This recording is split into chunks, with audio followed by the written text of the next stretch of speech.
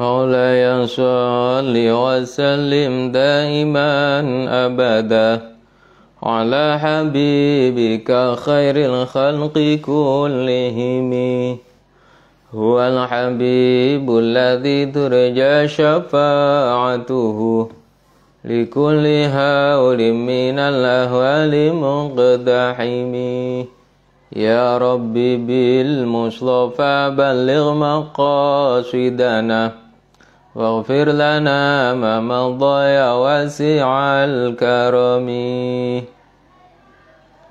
Assalamualaikum warahmatullahi wabarakatuh. Liridaillahi ta'ala bisyafi'ati Rasulillahi sallallahu alaihi wasallam wa likulli niyatin salihah. Al-Fatihah. A'udzu billahi minasyaitonir rajim. Bismillahirrahmanirrahim. Alhamdulillahirabbil alamin arrahmanir rahim maliki yaumiddin.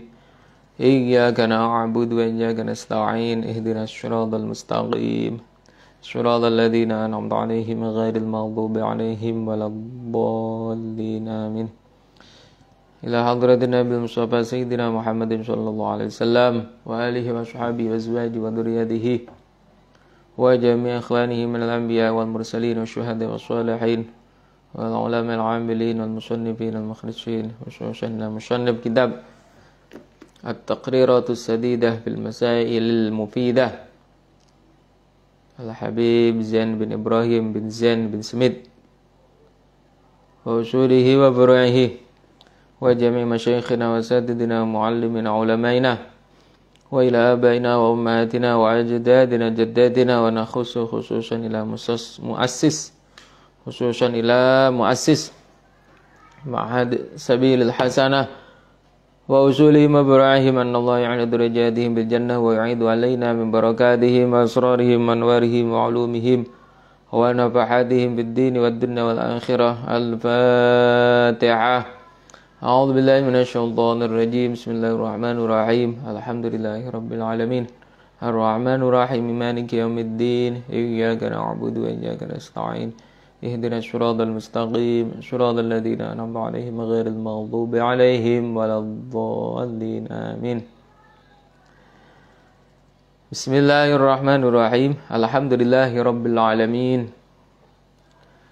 Wassalatu wassalamu ala asyrafil anbiya'i wal mursalin sayyidina Muhammadin wa ala alihi wa sahbihi ajma'in. Rabbi shrah li sadri wa yassir li amri wahlul 'uqdatam min lisani yafqahu qawli.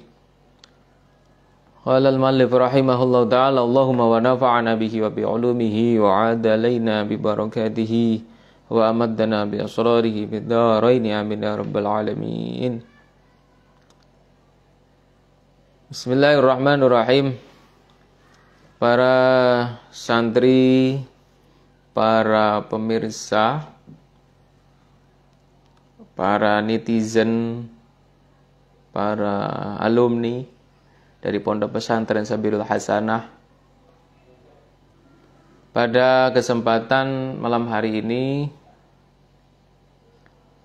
dari pihak media sosial Pondok Pesantren Sabilul Hasanah bermaksud ingin mengadakan sebuah pembahasan atau pengajian yang berkaitan dengan amaliyah puasa. Karena dikatakan oleh ulama yang namanya sebuah ibadah, agar ibadah itu bernilai diterima oleh Allah Subhanahu wa taala, maka harus bermodalkan ilmu. Sebaliknya ketika melakukan sebuah ibadah seperti puasa yang sebentar lagi akan kita laksanakan, kalau kita tidak memiliki pemahaman yang berkaitan dengan puasa, tidak memiliki ilmu yang berkaitan dengan fikih puasa, maka dikhawatirkan ibadah kita akan ditolak atau tidak diterima oleh Allah Subhanahu wa taala. Oleh karena itu pada kesempatan malam hari ini kami bermaksud untuk belajar bersama, ya, mengingatkan diri kami pribadi dan juga kepada para pemirsa, para santri sekalian, agar kita kembali mencoba untuk membuka kitab kembali, membuka referensi kembali yang berkaitan dengan ibadah puasa, agar ibadah puasa kita memang benar-benar sempurna, baik dari sisi zahiran wa batinan, baik dari sisi tinjauan fikih dan juga tinjauan akhlak atau tasawuf. Para pemirsa, para santri, para alumni rahimakumullah, dalam pembahasan kali ini kami akan merujuk kepada sebuah kitab yang disusun oleh seorang ulama di kota Madinah, yaitu Al-Habib Zain bin Smith, dengan kitabnya yang berjudul At-Taqriratus Sadidah fil Masailil Mufidah, yang akan kami sampaikan kutipan-kutipan atau nukilan-nukilan yang berkaitan dengan permasalahan puasa. Yang pertama, pembahasan yang akan kita pelajari bersama yaitu berkaitan dengan ta'rifus shaum. Kitabus Syiyami, ta'rifus shaumi, pengertian dari puasa. Lughatan mutlaqul imsaki. Jadi puasa secara bahasa itu memiliki makna mutlaqul imsak atau menahan diri yang berlaku secara mutlak. Ya, jadi kalau secara bahasa yang menahan apa saja itu namanya shaum atau siyam. Menahan nafsunya, menahan pandangannya, menahan dari hal-hal yang buruk, menahan ucapannya. Nah, itu namanya shaum, karena shaum lughatan al-imsak. Sedangkan menurut syara atau menurut syariat, puasa adalah al-imsaku an jami'il muftirat min tulu'il fajri ila ghurubis syamsi biniyatin makhsusah. Jadi puasa secara tinjauan syara yaitu menahan diri dari segala hal-hal yang membatalkan puasa. Dimulai terbitnya fajar, yaitu waktu subuh, sampai terbenamnya matahari atau waktu maghrib, dengan niat yang khusus. Jadi ini pengertian dari puasa. Jadi menahan dari yang membatalkan. Nah, seperti kita tahu, nanti akan dibahas juga yang membatalkan apa saja. Ya, antara lain yang membatalkan makan, minum, berhubungan suami istri. Nah, itu tidak diperbolehkan ketika orang menjalankan ibadah puasa. Mulai dari terbitnya fajar sampai terbenamnya matahari. Nah, tetapi secara prakteknya kalau kita mau benar-benar tepat dengan tulu'ul fajri, ini sangat sulit sekali. Sangat sulit sekali. Oleh karena itu ulama berijtihad kalau hendaknya menahan diri itu dimulai dari imsak. Makanya ada istilah imsak. Imsak itu sebenarnya sebuah batasan supaya kita tidak jatuh di tulu'il fajri. Makanya antara imsak dengan tulu'il fajri itu ada kurang lebih waktu 10 menit. Ya, itu. Agar apa? Agar kita benar-benar persiapan dan juga menghentikan hal-hal yang bisa membatalkan puasa. Nah, itu. Makanya kalau sudah imsak, ya diharapkan ya stop makannya, stop. Misalnya sahurnya stop, nah itu harapannya. Tetapi Nah, tujuannya apa? Tujuannya agar jangan sampai nanti kalau kita tidak batasi dengan imsak, waktu imsak itu akan masuk di tulu'il fajri. Kalau tulu'il fajri dalam kondisi masih kita makan atau minum, maka puasanya tidak sah. Itu karena tulu'il fajri itu sudah tidak lagi makan, sudah tidak lagi minum, seperti itu. Selanjutnya dasar atau dalil diwajibkannya puasa yaitu firman Allah Subhanahu wa taala di dalam surah Al-Baqarah ayat 183. A'udzubillahi minasyaitonir rajim. Ya ayyuhalladzina amanu kutiba 'alaikumusiyam kama kutiba 'alal ladzina min qablikum la'allakum tattaqun. Wahai orang-orang yang beriman, diwajibkan atas kalian berpuasa. Jadi diwajibkan atas kalian berpuasa seperti halnya juga diwajibkan atas orang-orang sebelum kalian agar kalian bertakwa. Nah, di sini ayat ini menjelaskan bahwasannya puasa itu juga dilakukan oleh orang-orang sebelum Islam. Yang ini terkenal kalau di dalam syariat Nabi yaitu dengan puasa Asyura. Jadi puasa Asyura itu puasa tradisinya orang Yahudi dan orang Nasrani. Ya, umat-umat terdahulu. Nah, sehingga Nabi pun ketika tahu ini puasanya nabi-nabi terdahulu, maka Nabi Muhammad SAW pun melaksanakannya. Nah, ini bertanda bahwasannya syariat puasa sebenarnya sudah ada mulai dari nabi-nabi terdahulu.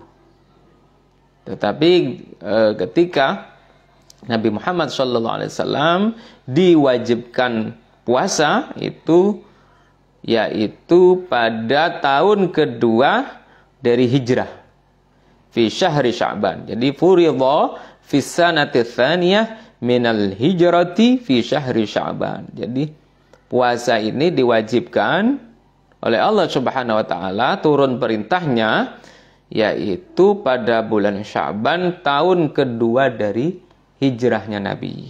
Nah, itu baru diwajibkannya dengan turunnya ayat ini.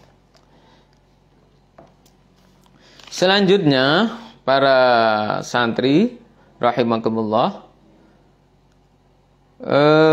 kemudian bulan Ramadan yaitu bulan yang mana diwajibkannya kita berpuasa dengan turunnya ayat tadi, ya ayyuhalladzina amanu kutiba alaikumusiyam al-ayah. Nah, bulan Ramadan itu adalah bulan yang ke-9 di dalam kalender Hijriah. Jadi bulan ke-9 itu bulan Ramadan. Dan bulan Ramadan adalah afdhalus syuhur, bulan yang sangat mulia dibandingkan dengan bulan-bulan yang lain. Mengapa? Karena di dalamnya ada malam 1000 bulan Lailatul Qadar. Selain itu juga malam Ramadan, malam diturunkannya Al-Quran. Kemudian bulan Ramadan adalah bulan umat Islam menjalankan ibadah puasa. Banyak sekali kemuliaan bulan Ramadan, ya.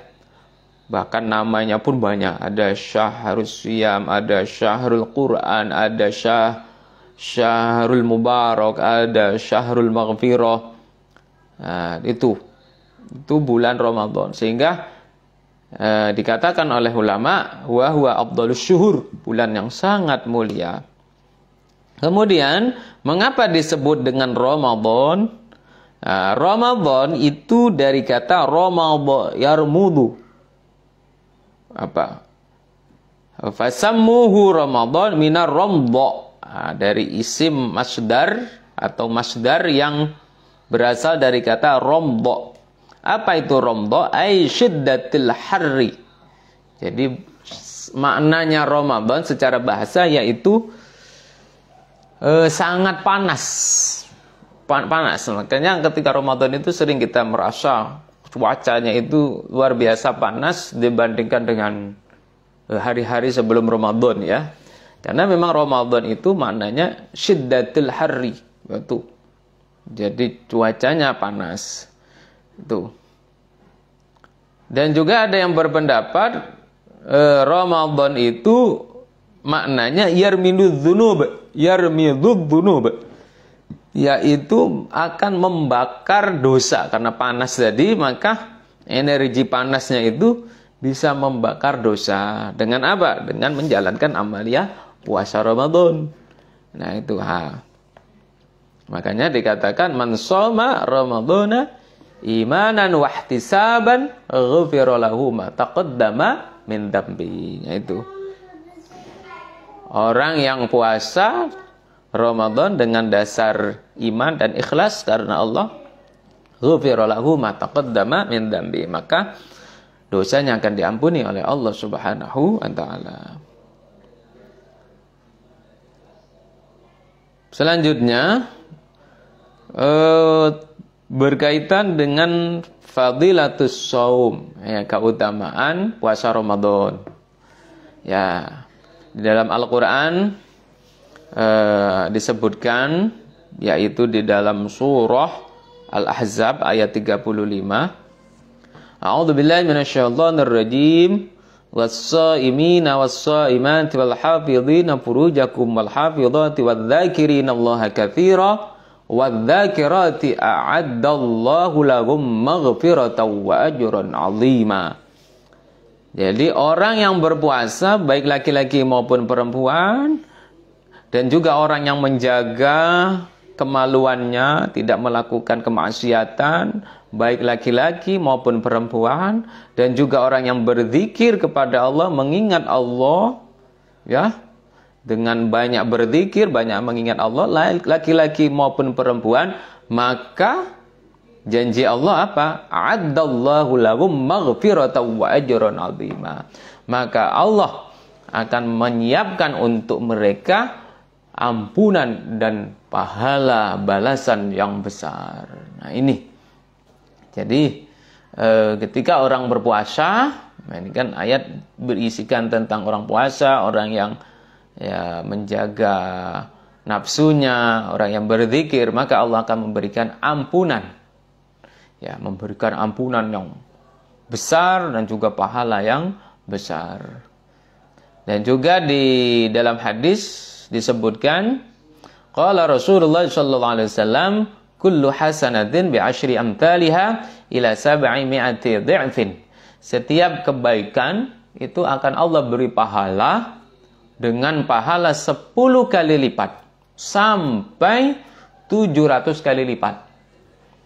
Jadi ya ini sesuai dengan ayat kan, man jaa'a bil hasanati falahu asyru amthaliha. Orang yang berbuat kebaikan maka akan dilipat gandakan minimal 10.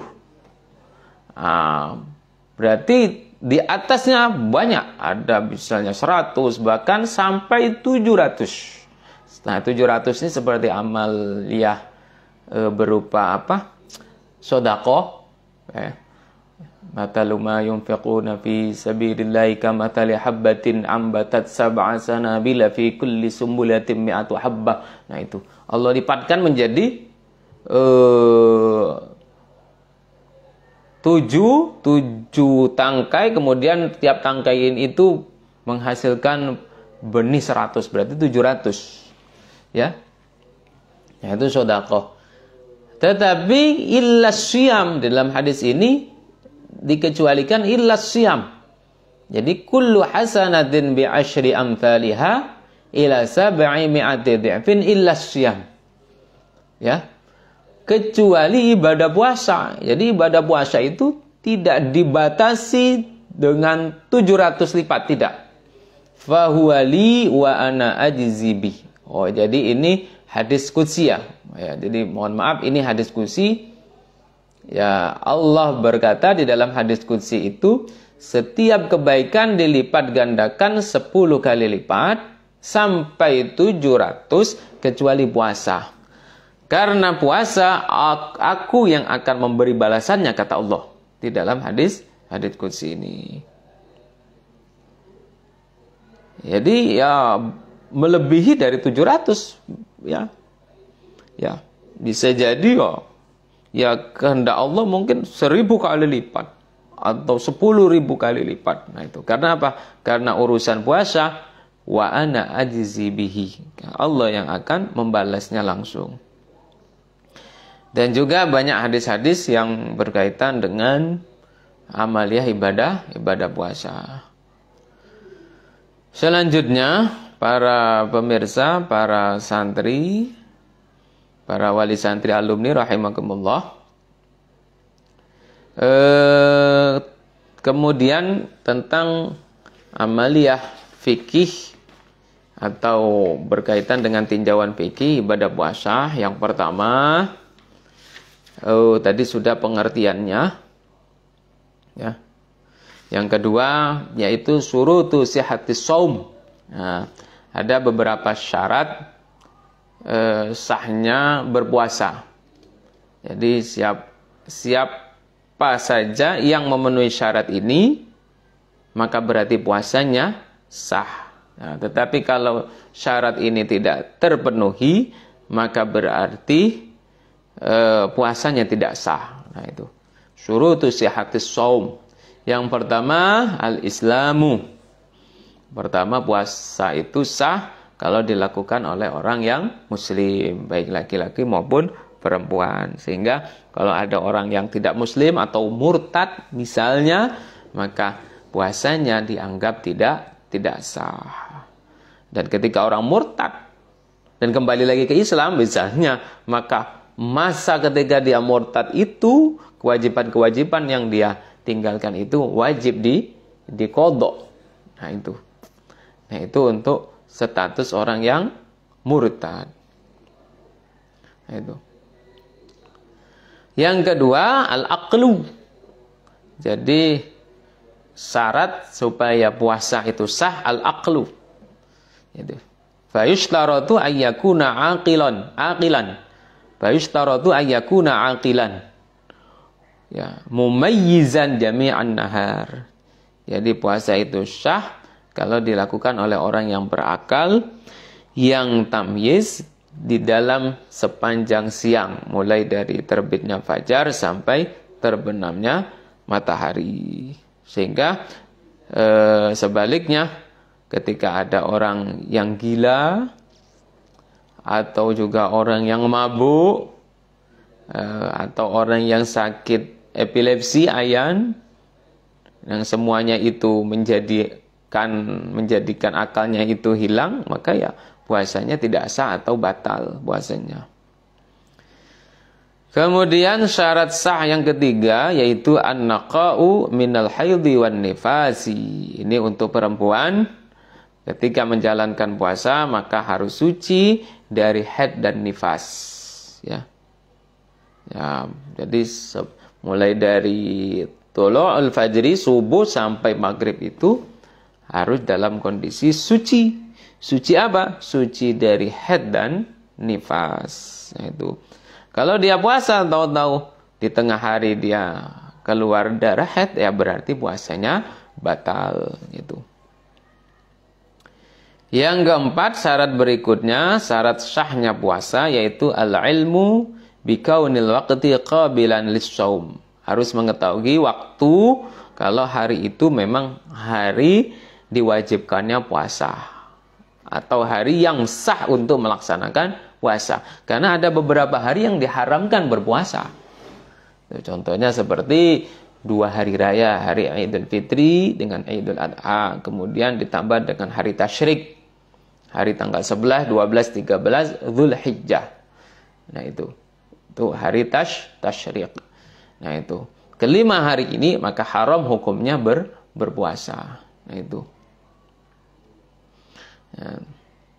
Selanjutnya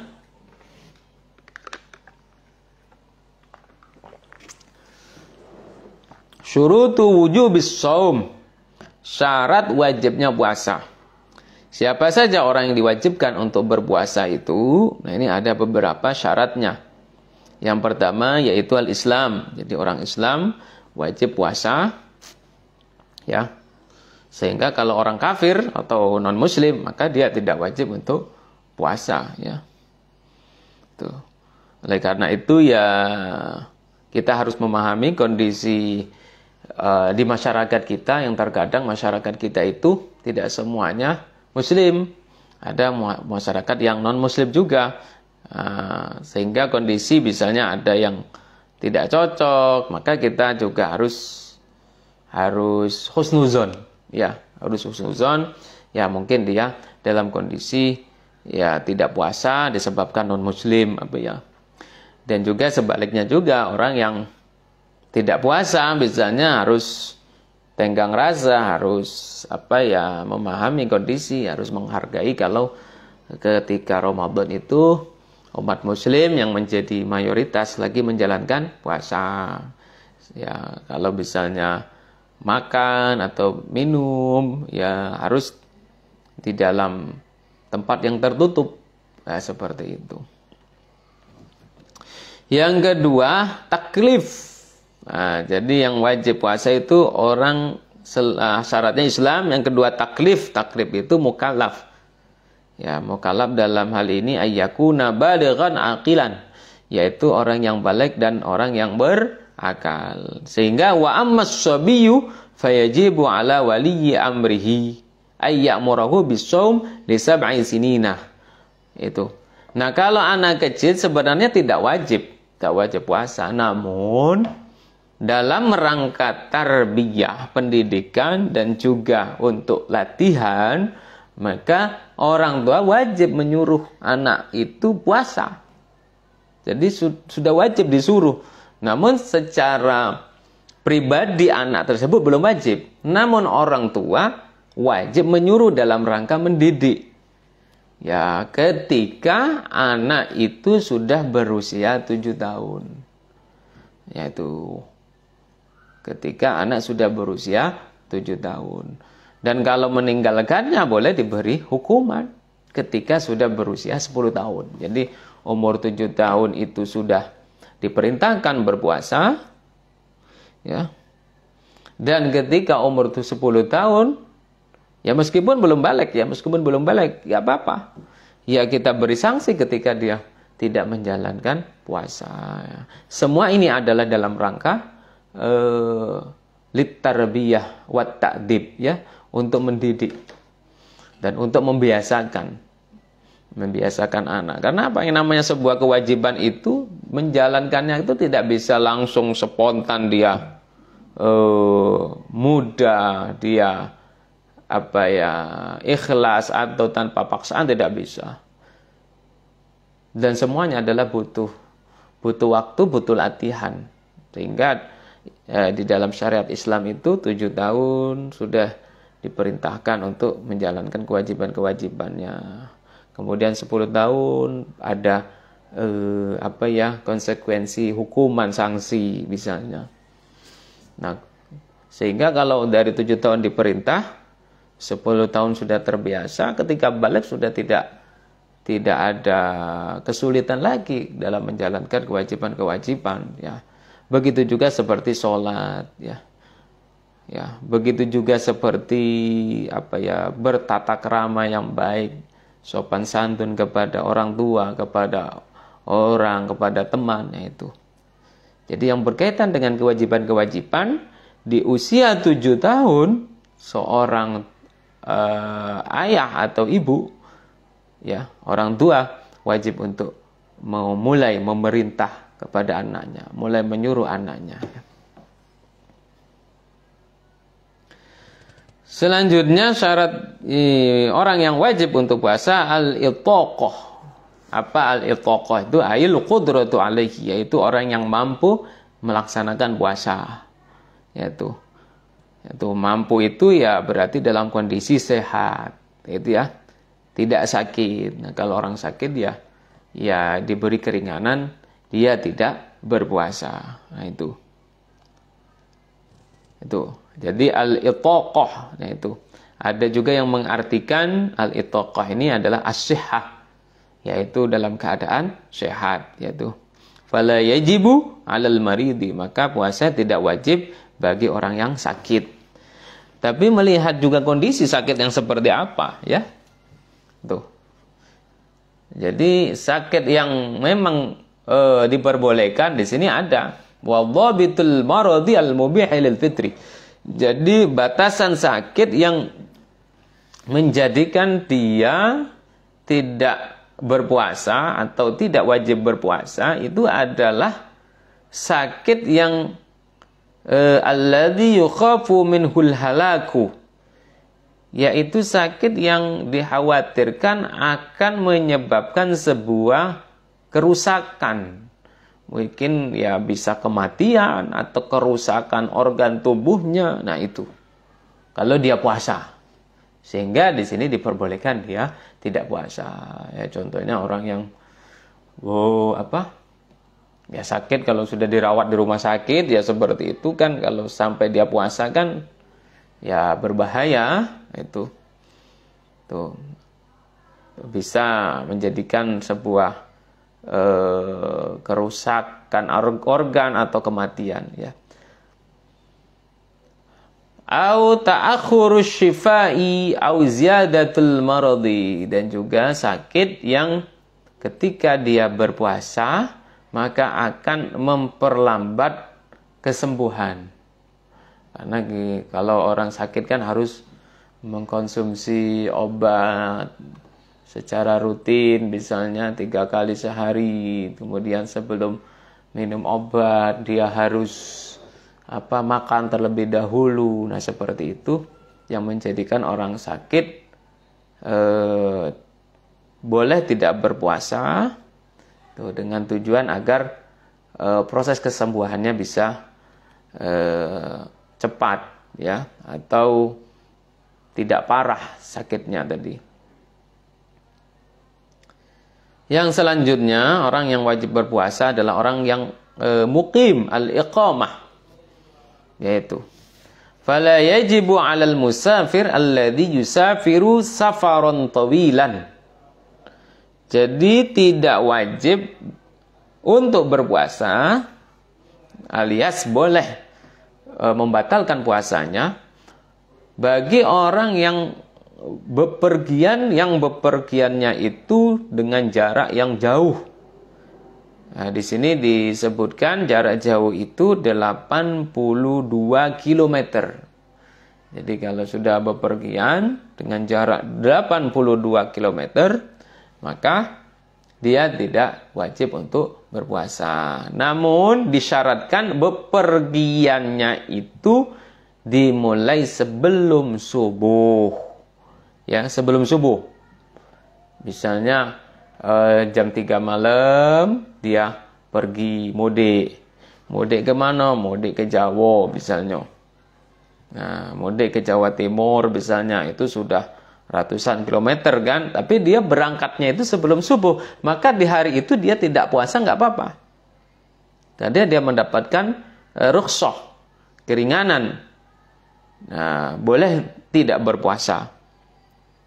Tapi kalau berangkatnya itu setelah subuh, bisa apalagi kalau berangkatnya itu siang hari, misalnya jam 9, jam 10 pagi dia baru berangkat, maka dia tetap wajib berpuasa di hari itu. Ya.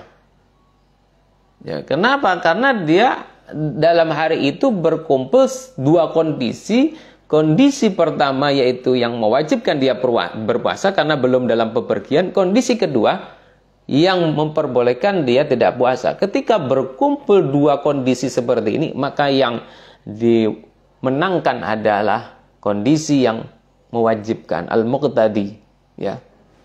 Itu dalam kajian ilmu qawaidul fiqhiyah ada dibahas ya.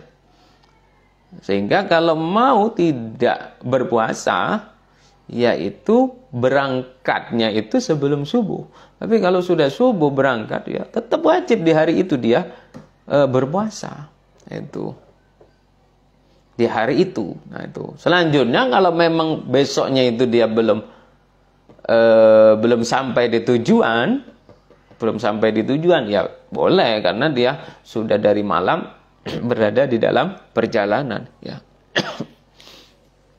Jadi disyaratkan, nah, di sini juga disebutkan wa yushtaratu li jawazil fitri fis safar ay yusafira qabla dhulu'il fajri.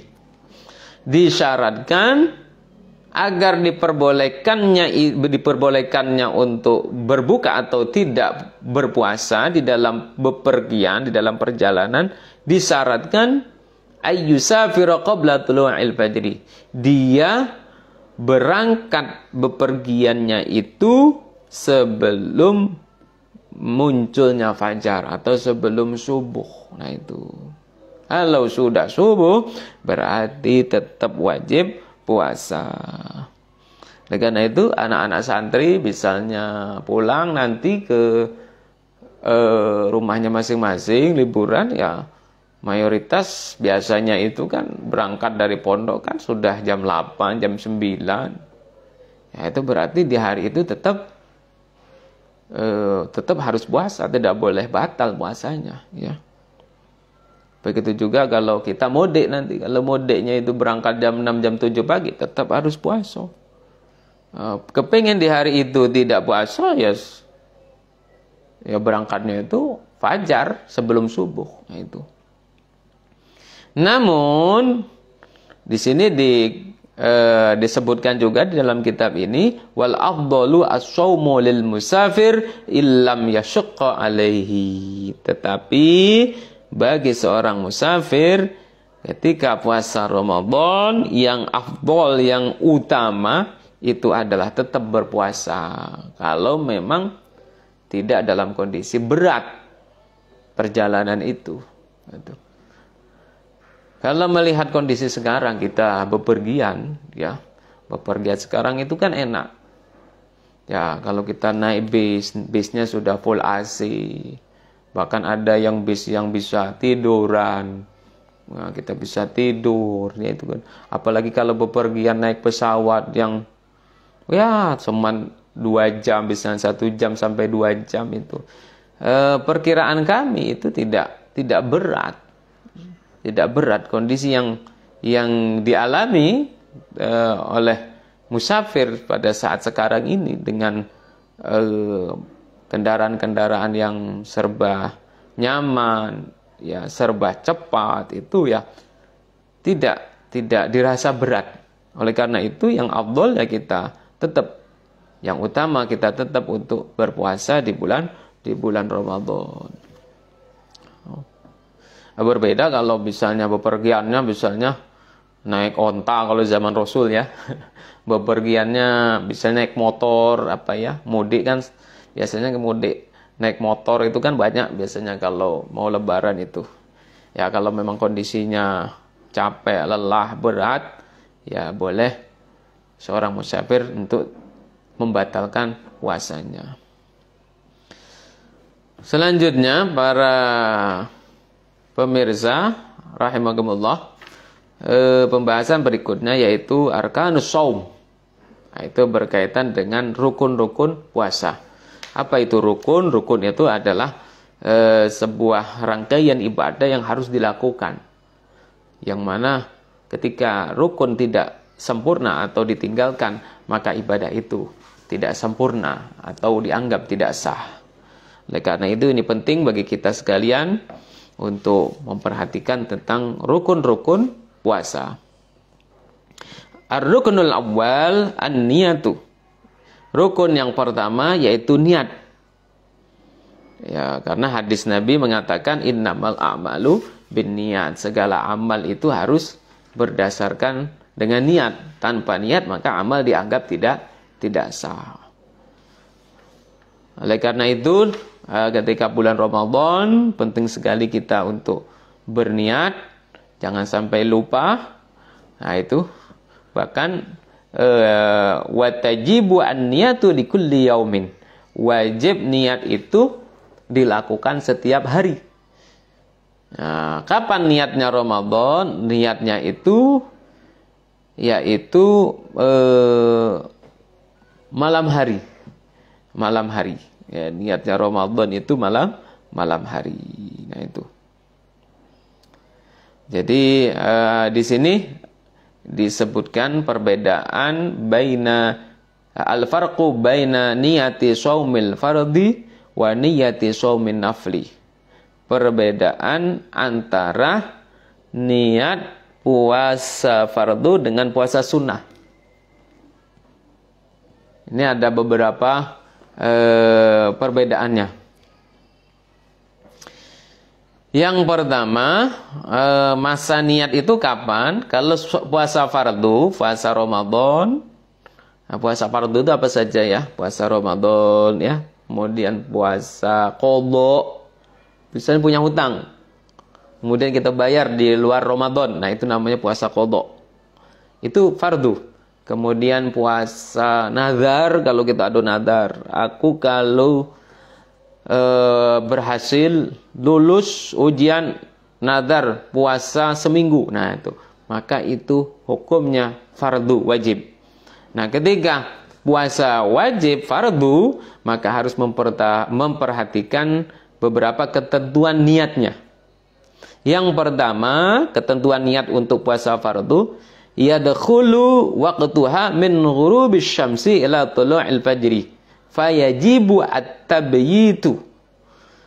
Jadi masa niatnya untuk puasa fardu yaitu dimulai ghurubis syamsi, yaitu maghrib malam hari yang besoknya kita mau puasa ya. Berarti maghrib sebelumnya itu sudah boleh. Sudah boleh untuk niat. Sampai kapan masa niat itu? Sampai tulu'il fajri, yaitu masuknya waktu subuh. Dan wajib hukumnya di waktu ini itu niat. Itu yang dinamakan dengan tabyitun niat, yaitu kalau bahasa arti bahasanya secara harfiahnya itu menginapkan niat. Menginapkan niat. Jadi niatnya puasa itu harus di malam hari, yaitu mulai maghrib sampai subuh. Nah, maka dari itu kan biasanya kita kalau sholat taraweh, ya, setelah taraweh itu biasanya kita diajak untuk niat puasa bareng-bareng. Nah, itu. Nah, oleh karena itu penting juga kita harus rutin taraweh ya, agar apa? Agar tidak lupa niat. Nah, itu salah satu keuntungannya sholat taraweh. Karena di sholat taraweh itu di bagian akhirnya, misalnya sebelum kita bubar taraweh itu kan kita diajak untuk niat bareng-bareng. Itu salah satu fungsi kita diingatkan niat. Nah, khawatirnya kan ketika kita nggak taraweh dengan ya alasan kesibukan, mungkin juga kecapean, lelah misalnya. Sampai dengan subuh kita tidak niat. Nah, itu juga. Nah, kalau sampai subuh tidak niat, berarti dia tidak memenuhi rukun pertama dalam puasa, yaitu niat. Tuh. Kemudian sahur ya, sahur itu gunanya apa? Gunanya ya kita makan supaya puasa kita itu tidak terlalu berat menjalaninya, karena sudah didahului dengan mengkonsumsi makanan. Itu tujuannya sahur. Kemudian tujuan berikutnya sahur itu adalah untuk mengingatkan kita juga. Kalau kita besok puasa, niatlah ketika sahur itu ya. Itu. Jadi sahur itu untuk mengingatkan niat ya. Salah satu fungsinya. Yang berikutnya ketentuan dalam niat puasa fardu yaitu yajibu at-ta'yin, wajib untuk menentukan jenis puasanya. Misalnya puasa Ramadan atau puasa kafarat. Nah, ada lagi puasa wajib yang kafarat ya. Kemudian ada puasa wajib yang nadar atau puasa qadha. Nah, itu harus benar-benar disebutkan dalam niat.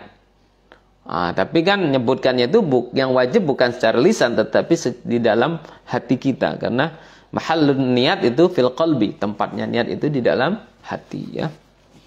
Contohnya kalau misalnya dilafadzkan nawaitu shauma ghadin an adai fardhi syahri Ramadan. Nah, itu jadi fardhi syahri Ramadan itu adalah ta'yinnya.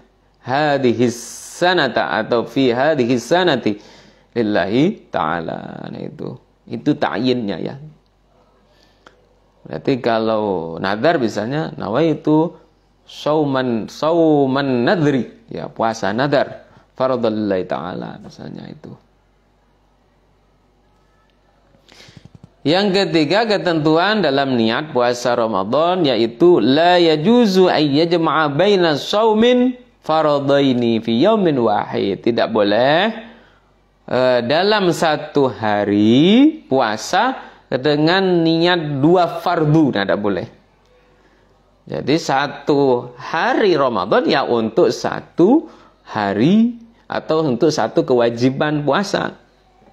Tidak bisa Ramadan diniatkan juga nazar, gak bisa.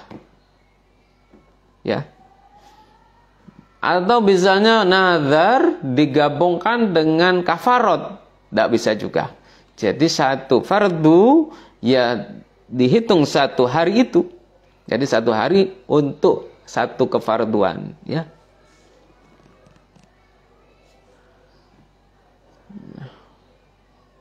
Nah, sehingga ya setiap hari kita diwajibkan untuk niat malam harinya itu. Karena niat untuk besoknya, malam lagi niat untuk besoknya, malam lagi niat untuk besoknya, seperti itu.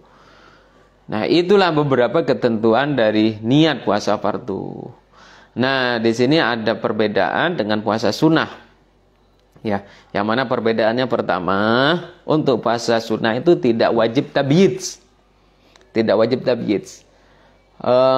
Jadi puasa sunnah itu boleh niatnya itu ketika jam 6 pagi atau jam 7 pagi. Namun dengan catatan, dengan syarat antara tulu'ul fajri sampai kita niat itu kita tidak melakukan hal-hal yang membatalkan. Ya, misalnya kita bangun subuh, mungkin subuhnya agak telat, misalnya 5:30 baru bangun. Setelah itu kita baru teringat kalau hari ini adalah hari Senin. Oh sudah, kalau memang hari ini hari Senin, aku niat puasa Senin. Ya itu sunnatan lillahi ta'ala.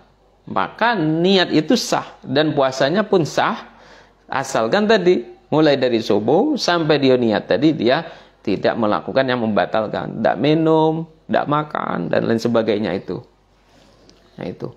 Karena di dalam puasa sunnah tidak diwajibkan tabyidun niat, ya. Selanjutnya ketentuan dalam puasa sunnah yaitu la yajibu ta'yin illa in kana shaum muaqqatan. Tidak diwajibkan ta'yin kecuali ketika puasa itu ada waktu-waktunya tertentu. Nah itu contoh misalnya ada namanya puasa mutlak, ya, shaum mutlak, ya. Maka ketika shaumul mutlak itu tidak wajib ta'yin. Saya niat puasa, gitu aja misalnya. Saya hari ini niat puasa. Maka tidak wajib ta'yin. Ta'yin itu menentukan jenis puasanya, ya. Itu ta'yin. Tapi kalau puasa sunnah yang ada ketentuan waktu seperti tanggal 9 Arafah, kemudian tanggal 9 Dzulhijjah itu Arafah, kemudian 10 Muharram itu Asyura. Nah, itu kan ada istilah namanya masing-masing, maka kita harus menyebutkan juga namanya itu. Itu nawaitu shauma Asyura misalnya, nawaitu shauma Arafah sunnatan lillahi ta'ala misalnya itu. Nah, itu dalam hati kita harus menyebutkan jenis puasanya, ya. Selanjutnya dalam puasa sunnah juga diperbolehkan menggabungkan dua kesunahan. Contoh misalnya puasa Arafah dengan Senin Kemis. Bertepatan Arafah ini di hari Senin, nah kita niat kedua. Ya, saya niat puasa Arafah dengan puasa Yaumul Itsnain misalnya. Ya sah, dua-duanya sah. Ya, itu. Bahkan lebih dari dua boleh. Dengan catatan semuanya sunnah. Misalnya bulan Syawal, puasa Syawal, ya. Kemudian bertepatan dengan hari Kamis, puasa Kamis. Bertepatan juga dengan puasa tengah bulan, Ayyamul Bid. Nah, ini 3. Ya, jadi digabungkan kesunahannya 3 itu dalam 1 hari puasa itu boleh. Kalau itu sunnah. Ya. Sedangkan kalau tadi wajib, maka tidak boleh. Kalau wajib harus satu-satu ya pelaksanaannya. Selanjutnya, para pemirsa rahimakumullah, di sini ada sebuah keterangan atau catatan kaki. Ya, ini juga cukup penting, yaitu ada pendapatnya Imam Malik. Imam Malik ya. Ini yang juga sering diamalkan di kalangan para kiai di pondok-pondok pesantren. Apa itu? Yaitu berniat di awal Ramadan untuk puasa sebulan penuh. Untuk puasa sebulan penuh. Nah, ini mungkin untuk orang yang diprediksikan puasanya bakal sempurna penuh. Contohnya orang laki-laki, berbeda dengan orang perempuan. Kalau perempuan kan kebiasaannya itu setiap bulan dia pasti kedatangan tamu atau haid ya, sehingga ya tidak bisa dia menggunakan niat ini. Tapi kalau seperti laki-laki boleh saja. Ini mengikuti pendapat Imam Malik ya. Ya, jadi berniat di awal Ramadan untuk puasa sebulan penuh, yaitu meskipun menurut madhab Imam Syafi'i tidak boleh ya. Kalau Imam Syafi'i itu mewajibkan setiap hari 1 kali niat di malam harinya, di malam hari untuk besok, malam hari niatnya untuk besok, malam hari niatnya untuk besok. Itu Imam Syafi'i. Tapi Imam Malik boleh di awal Ramadan niat kita berpuasa sebulan penuh gitu. Kalau dibahasakan mungkin saya berniat ya berpuasa 1 bulan penuh Ramadan di tahun ini fardu karena Allah Ta'ala. Nah, itu kalau dibahasakan dengan bahasa kita. Nah, sehingga suatu saat misalnya kalau di hari kita lupa, misalnya hari ke-6, ke-7 atau hari berapa saja, kita lupa malamnya nggak niat, maka puasa yang lupa nggak niat itu dianggap sah. Ya, ini menurut Imam Malik, karena dia sudah niat di awal Ramadan, dia niat sudah puasa sebulan penuh. Namun ikhtiyatnya, lebih baiknya, hati-hatinya ya tetap kita menjalankan pendapatnya Imam Syafi'i yang mewajibkan untuk setiap hari niat itu. Namun antisipasi, jaga-jaga kalau kelupaan, maka antisipasi kita di awal Ramadan juga niat sebulan penuh mengikuti mazhabnya Imam Malik. Karena faedahnya ada 2. Di sini disebutkan ada faedahnya 2. Niat yang 1 bulan itu, yaitu faedahnya itu ada 2 sehingga disunahkan. Kalau di dalam mazhab Syafi'i tidak wajib ya, tapi disunahkan. Yang wajib itu yang tiap malam niat. Nah, itu ada 2 faedah niat untuk 1 bulan tadi. Pertama, al-ula sihhatu shaumi yaumin nasiya tabayyitan niyah fihi ala madhabil Imam Malik, yaitu tetap sah puasanya ketika dia lupa niat di malam hari. Nah, lupa atau tidak niat di malam hari, maka puasanya tetap sah menurut madhabnya Imam Malik. Yang kedua, ya akhdhuhul ajra kamilan law mata qabla tamam syahri i'tibaran bi niyyatihi. Maka dia sudah mendapat pahala yang sempurna meskipun Ramadannya tidak selesai. Contohnya misalnya dia meninggal dunia sebelum Ramadan selesai, misalnya di tanggal 15 atau pertengahan Ramadan atau menjelang akhir Ramadan dia meninggal dunia, karena dia sudah niat puasa sebulan, maka pahalanya sudah dihitung sempurna 1 bulan. Nah, karena i'tibarun bi niyyatihi, karena yang dilihat niatnya. Nah, inilah keistimewaan dari niat ya. Oleh karena itu ini himbauan dari para ulama, termasuk ini kiai-kiai di pesantren-pesantren ini menghimbau kepada santri-santrinya itu kalau di awal Ramadan itu niat 1 bulan. Niat 1 bulan. Tapi ini hukumnya sunnah ya sunnah. Namun yang wajib tuh ya yang wajib tadi ya niat di kulli yaum, yaitu niat setiap hari. Itu. Yang selanjutnya rukun yang berikutnya tadi niat, sekarang rukun yang kedua. Rukun yang kedua tarku muftirin, yaitu meninggalkan yang membatalkan puasa. Ya, meninggalkan yang membatalkan puasa. Ya, banyak sekali yang membatalkan puasa itu ya makan, minum, kemudian berhubungan suami istri, kemudian masuknya sesuatu ke dalam lubang tubuh, itu juga bisa membatalkan dengan sengaja ya. Ya itu. Nah itu. Jadi itu rukun yang kedua. Tuh. Selanjutnya perlu juga kami sampaikan tentang dasar kewajiban di dalam menjalankan puasa.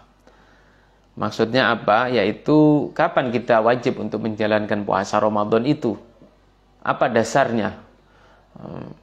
Yang di sini dijelaskan, ya yang pertama, dasar kewajiban orang menjalankan ibadah puasa itu, yaitu biru'yatil hilal, yaitu dengan melihat hilal.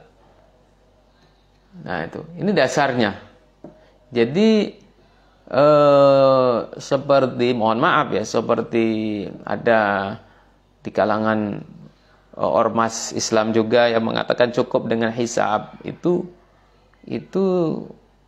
kurang tepat, karena dasar kita menjalankan puasa itu apa? Adanya hilal, yaitu biru'yatil hilal, bukan adanya hilal, maaf ya, biru'yatil hilal, dengan melihat hilal ya, dengan melihat hilal, karena dikatakan sumu li ru'yati, ya, berpuasalah kamu karena melihat hilal. Yaitu apa itu hilal? Hilal itu bulan, ya, bulan di awal setiap bulan.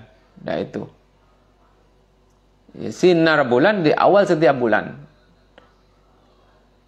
Jadi kalau diprediksikan dengan hitungan hisab, ijtima'nya untuk Ramadan yang akan datang itu tepatnya hari Jumat. Jadi ru'yatul hilalnya nanti diadakan di tanggal berapa itu? Hari Jumat.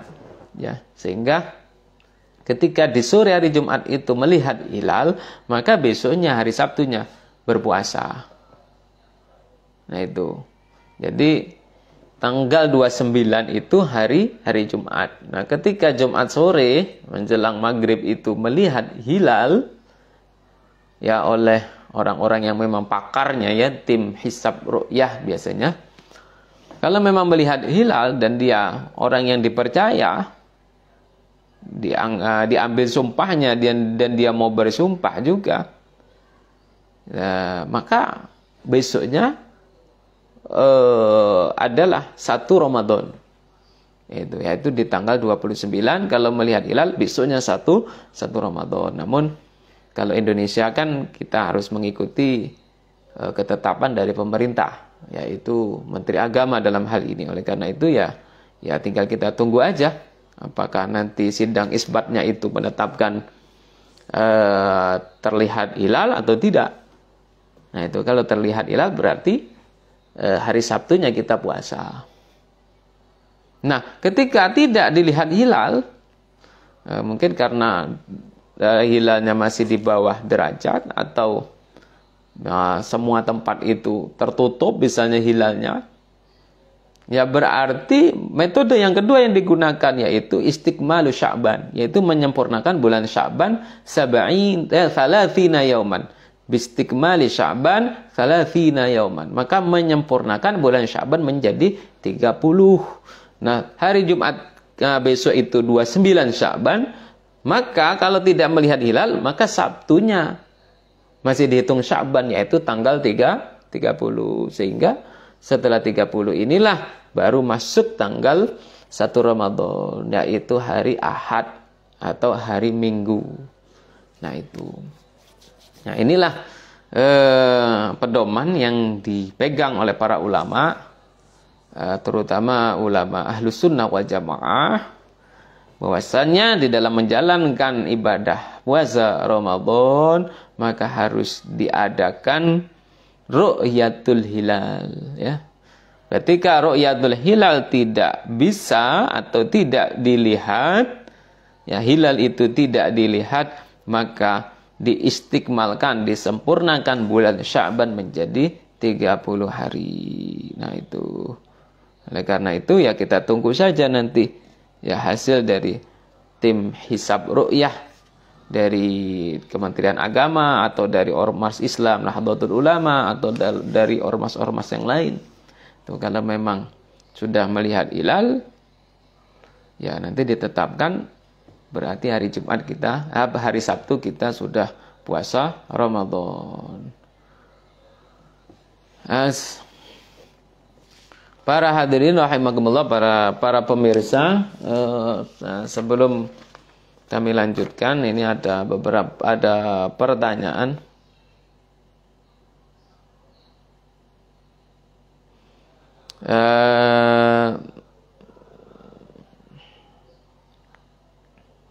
Tentang orang yang qadha puasa ini.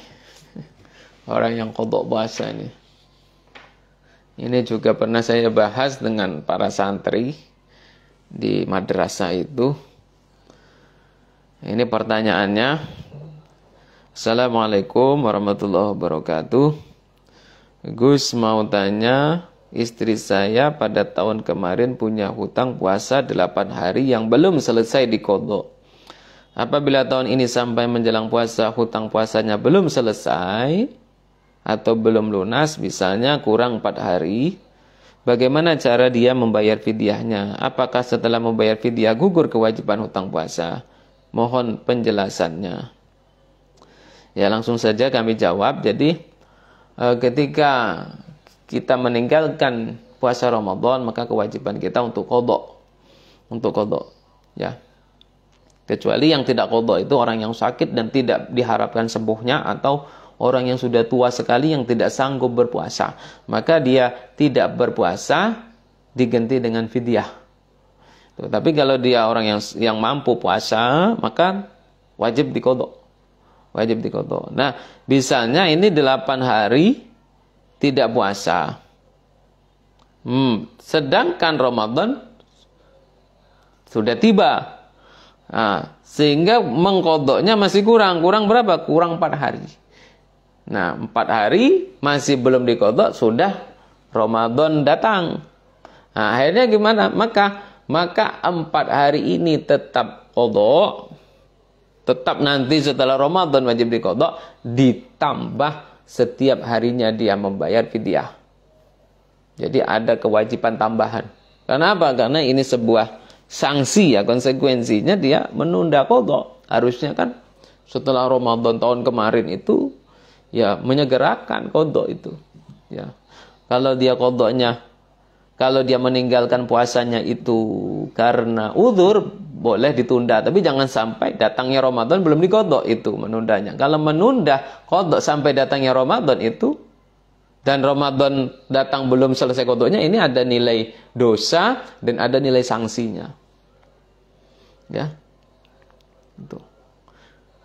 Nah, kalau dia meninggalkan puasanya tidak uzur, tanpa uzur, ini wajib menyegerakan.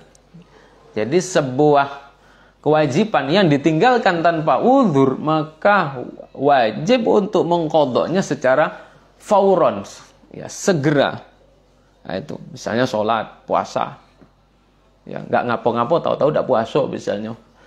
Nah, maka setelah Ramadan wajib dia untuk segera mengqadhanya itu. Nah, dalam kasus ini, ya, kalau misalnya kurang 4 hari sudah Ramadan, berarti ya setelah Ramadan dia harus mengqadha yang 4 hari itu. dan ditambah setiap harinya membayar fidyah. Berapa fidyahnya? Fidyahnya ya sama seperti fidyah orang-orang yang tidak berpuasa itu, yaitu satu harinya 1 mud. Mud makanan pokok. Ya, mud beras misalnya. Namun kan kalau bahasanya it'am itu memberi makan ya. Memberi makan berarti ya 1 mud ya makanan yang kalau bisa ya sunnahnya itu, anjurannya itu yang juga yang siap dimakan, sehingga bukan hanya beras, apa lauk juga, tapi ya umumnya ya yang berlakukan beras ya. Yaitu ya 1 mud itu hitungannya 7 ons. 7 ons. Berarti kalau digenapkan lah, taruhlah misalnya ya kita anggap ya 1 mud itu ya kalau kita lebihkan ya itu 1 kilo beras ya. 1 kilo beras berarti dia harus mengeluarkan 4 hari, karena 4 hari ya 4 kilo, 4 mud. 4 kilo beras ya. Ya itu diberikan kepada siapa? Ya kepada orang fakir miskin. Ya itu. Itu. Jadi kewajiban qodoknya tetap ditambah dengan membayar fidyah. Nah itu kesimpulannya.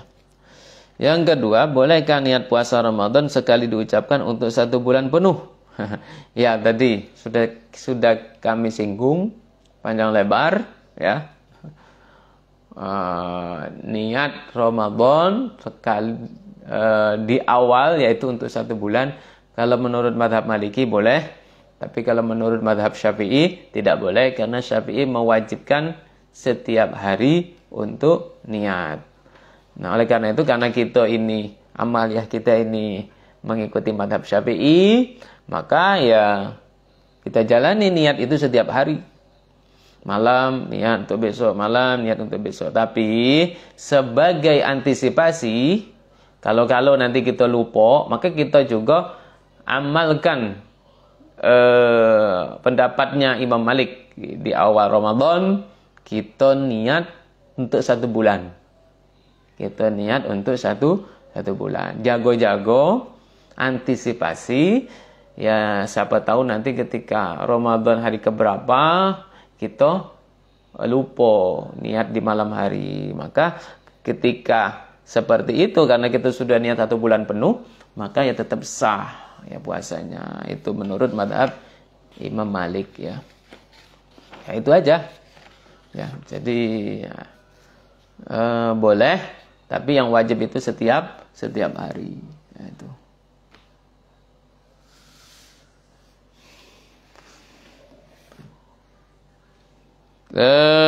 Selanjutnya ini berkaitan dengan sunnah-sunnahnya puasa. Itu. Mungkin untuk malam hari ini tidak bisa tuntas kita bahas semuanya, karena ada pembahasan yang panjang lebar, yaitu tentang hal-hal yang membatalkan puasa. Nah mungkin pembahasan selanjutnya bisa kita sampaikan di malam berikutnya, atau besok malam, atau lusa, yaitu yang berkaitan dengan hal-hal yang membatalkan puasa. Nah untuk pembahasan yang terakhir ini, yaitu sunnah-sunnahnya puasa Ramadan ya. Ada beberapa kesunahan di dalam puasa Ramadan. Yang pertama, ta'jilul fitri. Ya, ta'jilul fitri idza tayaqqana al-ghurub. Ya. Menyegerakan untuk berbuka puasa. Nah, menyegerakan berbuka puasa itu ya harus terlebih dahulu kita yakin kalau matahari sudah terbenam, atau yakin masuknya waktu sholat maghrib. Nah, ketika sudah beduk maghrib, nah, baru kita segera untuk berbuka puasa. Nah, itu hukumnya sunnah. Itu. Nah kalau belum yakin maghrib ya belum boleh kita berbuka puasa. Jadi harus benar-benar yakin kalau masuknya waktu maghrib itu. Yang kedua, sunnahnya puasa yang kedua yaitu sahur. Ya, yaitu makan sahur. Makan sahur. Kapan itu sahur? Sahur itu wa yadkhulu waktu sahur min muntasafil lail. Jadi sahur itu, dihukumi sahur itu mulai dari tengah malam sampai sebelum subuh. Nah, itu sahur ya. Nah, itu. Jadi walau bijur'ati ma'in, walaupun sahur itu dengan seteguk air, yaitu. Nah, itu berarti kita sudah mendapatkan kesunahan. Yang ketiga, takhirus sahur.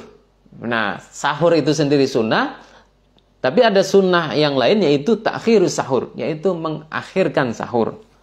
Hadis. Jadi ada dua kesunahan, yang pertama makan sahur, yang kedua kesunahan mengakhirkan sahur. Makanya kalau sahur itu jangan jam 1, jam 2. Kita tidak dapat kesunahan takhirus sahur. Jadi kalau sahur itu ya jam 4 lah mungkin kan, atau setengah 4 itu ya. Atau juga bisa kita makan misalnya jam 3 tapi kaget kita mau imsak kita minum. Nah, itu meminum itu dapat fadilah dari kesunahan takhirus sahur. Nah, itu. Ya, seperti itu bisa. Yang berikutnya al-fitru ala rudhabin witron. Jadi berbuka dengan kurma. Dengan kurma berjumlah witron ganjil. Ya, itu. Berjumlah ganjil ya. Kalau tidak ada kurma ya pokoknya yang manis-manis ya. Kalau tidak ada yang manis-manis ya air zam-zam mungkin ya. Kalau memang nggak ada semua ya sudah air putih. Seperti itu ya. Yang selanjutnya sunnahnya al-ityanu bidu'ail iftar, yaitu berdoa ketika buka puasa. Nah, itu ada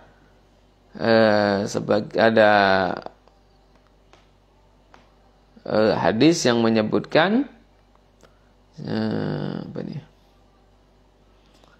tentang doa ketika berbuka puasa. Ini doa yang kita baca, tapi kita bacanya itu cuma sepotong. Kalau lengkapnya ini panjang ini. Ya, ini doanya yang diriwayatkan oleh Abu Daud ya.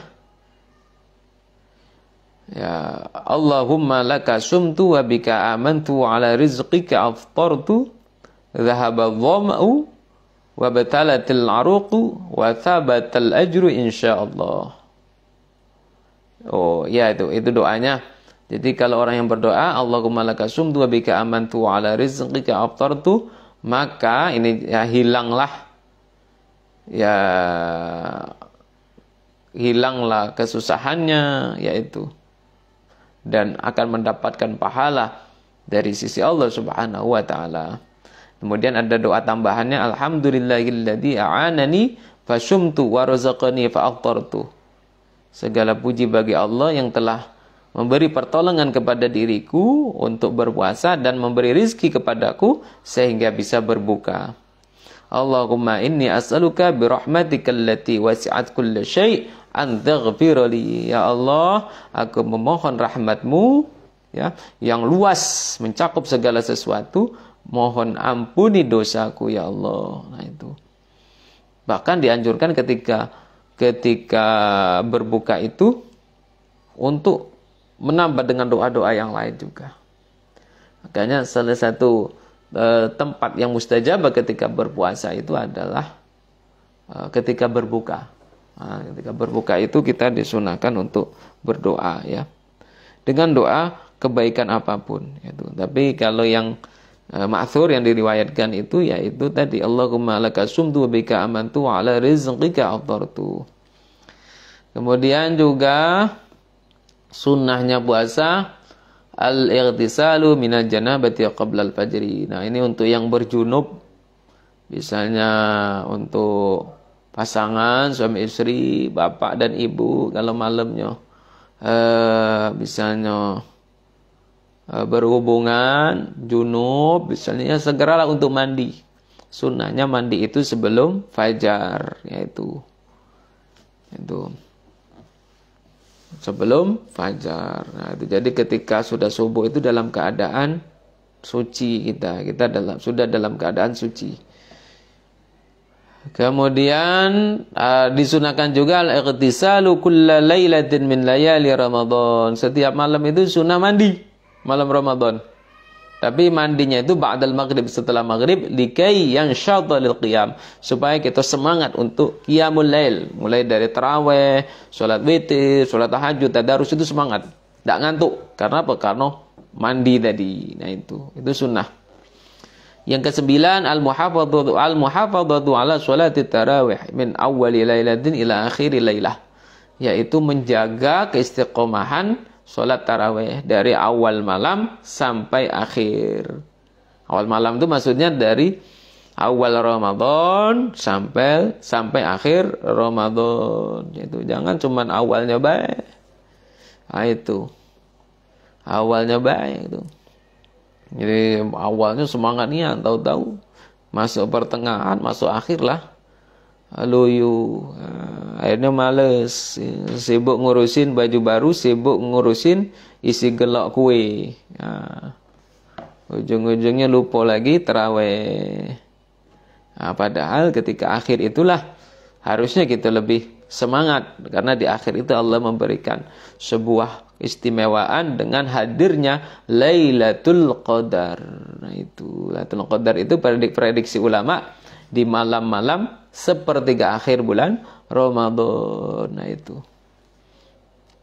Kemudian ta'aqqudul muhafadzati ala sholatil witri, kemudian menjaga benar-benar sholat witir. Makanya tarawih diikuti dengan witir. Nah itu. Karena sholat witir ini makomnya itu muakkad ya, sunnah yang muakkad, sunnah yang dikuatkan sekali. Bahkan ada sebagian ulama yang mengatakan witir ini ba'dal fardhi. Derajatnya itu setelah sholat fardu. Makanya jangan sampai ditinggalkan kalau bisa. Kemudian yang ke-11, al-iktharu min tilawatil Qur'an bitadabbur, yaitu memperbanyak membaca Al-Quran dengan ya mengangan-angan, dengan juga memahami maknanya. Yaitu bukan cuman hatam, tapi juga kalau bisa difahami maknanya. Tapi kalau memang sulit memahami maknanya, ya sudahlah, istiqomah. Kita baca Quran, sehari 1 juz, sehari 1 juz. Yo sampai akhir Ramadan hatam, atau sehari 2 juz, 2 kali hatam. Sehari 3 juz, 3 kali hatam. Sehari 4 juz, 4 kali hatam, dan seterusnya dan seterusnya. Nah, itu luar biasa kalau bisa seperti itu. Kemudian sunnah berikutnya al-iktharu minas sunan, memperbanyak amaliyah sunnah, perbanyak sholat sunnah, yaitu ya memperbanyak apalagi ya zikir-zikir sunnah, ya berzikir, bersolawat, yaitu. Kemudian al-ikthar minal a'mal sholihah, memperbanyak amal-amal soleh, sedekah, silaturahim, datang ke majelis ilmu. Nah, majelis ilmu ini penting, apalagi untuk para santri. Nah, itu karena apa? Karena orang mencari ilmu itu afdalu min sab'ina raka'atan. Jadi lebih utama dari 70 rakaat sholat sunnah kalau orang itu ngaji. Jadi ngaji itu lebih utama daripada sholat sunnah, karena dengan mengaji maka dia punya ilmu, ilmunya bisa manfaat untuk dirinya, untuk orang lain juga. Nah itu. Jadi, tapi kalau cuma sholat sunnah hanya manfaat untuk dirinya, tidak bisa untuk orang lain. Makanya belajar itu lebih utama dari sholat sunnah. Itu. Makanya penting, ya Ramadan jangan tidur aja. Itu, tapi juga belajar, ngaji, baca Quran. Nah itu. Bahkan ya Rasulullah SAW itu ya di dalam tafsir Jalalain dijelaskan Fathu Makkah itu bulan Ramadan. Kemudian Ghazwatul Badr, perang Badar, itu bulan Ramadan juga. Ini bertanda bahwasannya ketika Ramadan itu Rasul itu melakukan hal-hal yang luar biasa, aktivitas yang besar ya. Bukan bersantai, bukan tidur, bukan. Tetapi di Ramadan itu bisa berperang, perang Badar. Kemudian di Ramadan itu juga Rasul Fathu Mekah ya. Kalau saya tidak salah itu dalam tafsir Jalalain itu dijelaskan. Ini bertanda bahwasanya Ramadan adalah saat kita penuh dengan semangat untuk melakukan banyak amaliyah-amaliyah, banyak ibadah-ibadah, banyak aktivitas-aktivitas yang baik ya. Bukan sebaliknya, Ramadan jangan dijadikan ajang bermalas-malasan ya, jangan. Nah itu. Rugi sekali kalau Ramadan dijadikan ajang bermalas-malasan, maka sia-sia sekali. Ya sia-sia sekali, padahal Allah menurunkan banyak keistimewaan, banyak rahmatnya, banyak maghfirahnya ketika Ramadan. Lalu kita kok tambah santai-santai. Nah itu ya, semoga ya di bulan Ramadan kita diberi kekuatan ya. Yang berikutnya sunnah al-ijtihadu fil ashril awakhir. Nah ini itu berusaha memperbanyak ibadah di 10 terakhir bulan Ramadan. Untuk apa? Wa taharri lailatul qadar, yaitu untuk mendapatkan malam Lailatul Qadar. Yaitu berusaha supaya bertepatan ibadah kita itu dengan malam Lailatul Qadar. Ya, kemudian yang berikutnya kesunahan juga taharril iftar ala halal, yaitu ya berusahalah berbuka itu dengan sesuatu yang halal, yaitu karena ini kaitannya dengan makan ya, makan yang masuk ke dalam tubuh kita, maka kita harus berusaha yang bersih-bersih yang masuk ke dalam tubuh ini, jangan sampai ada kotorannya ya. Nah, kalau sudah ada kotorannya, takut yang muncul dalam diri kita, sifat-sifat kita adalah sifat-sifat yang kotor, naudzubillah, yaitu. Kemudian yang berikutnya sunnah at-tausi'atu 'alal iyal, yaitu melapangkan kepada keluarga, yaitu kalau punya rezeki ya sedikit dilebihkan untuk keluarga. Kalau punya uang ya mungkin jatahnya untuk belanjonya istri dibanyakkan. Nah itu ya. Nah itu at-tausi'atu 'alal iyal, itu sunnah. Itu makanya ketika sajian buka itu biasanya ndak kate kolak ada kolak, itu biasanya ndak kate cendol ada cendol, ya, biasanya ya ndak kate es buah ada es buah, biasanya ndak kate kurma ada kurma. Nah itu at-tausi'ah 'alal iyal. Nah, itu sunnah ya. Yang ketujuh tarkul lagwi wal musyatamati. Nah ini meninggalkan hal-hal yang sia-sia, perbuatan sia-sia, yaitu perbuatan yang tidak ada manfaatnya, dan juga meninggalkan ejek mengejek, yaitu ya jangan ngomongin orang, yaitu jadi hal-hal yang dosa harus kita jauhi ketika berpuasa. Yaitu para pemirsa, para santri, para alumni, wali santri rahimakumullah. Ya demikianlah mungkin pengajian berkaitan dengan seputar puasa, yang intinya di dalam menjalankan sebuah amal ibadah maka kita harus paham tentang ilmunya, paham tentang panduannya, baik secara fikih maupun secara tasawuf, akhlak. Nah itu. Dan ada dua dalam menjalankan ibadah. Yang pertama yaitu ibadah secara zahirah, yaitu yang dibahas dalam tuntunan fikih. Yang kedua ibadah secara batinah, yaitu kondisi di mana ketika kita menjalankan puasa harus benar-benar hati kita juga ikut puasa, pikiran kita ikut puasa, perilaku kita juga ikut puasa, dengan menjauhi segala larangan-larangan Allah Subhanahu wa ta'ala. Jangan sampai kita termasuk di dalam hadis Nabi, kam bin sha'imin laisa lahu min syiyamihi illa ju' wal 'atash. Jadi banyak orang yang berpuasa, kata Nabi, tidak mendapatkan apa-apa kecuali hanya lapar dan haus. Karena apa? Karena puasanya ya tetap perilakunya tidak dijaga, gitu. Omongannya tidak dijaga, ya tangannya tetap usil, ganggu orang misalnya. Pikirannya pikiran yang jelek mungkinnya. Hatinya hati yang suudzon kepada orang misalnya. Nah kalau itu tidak bisa kita lakukan, berarti kita hanya dapat lapar dan haus saja. Nah itu.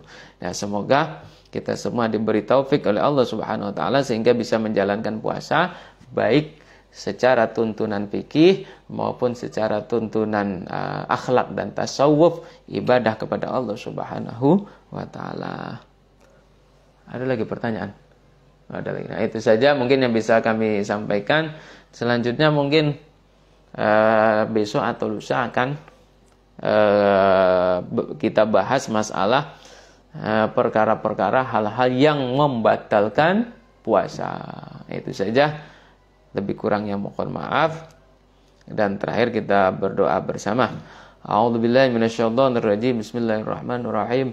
Allahumma inni astaudi'uka ma 'allamtanihi warudduhu ilayya 'inda hajati ilaihi wa la tansanihi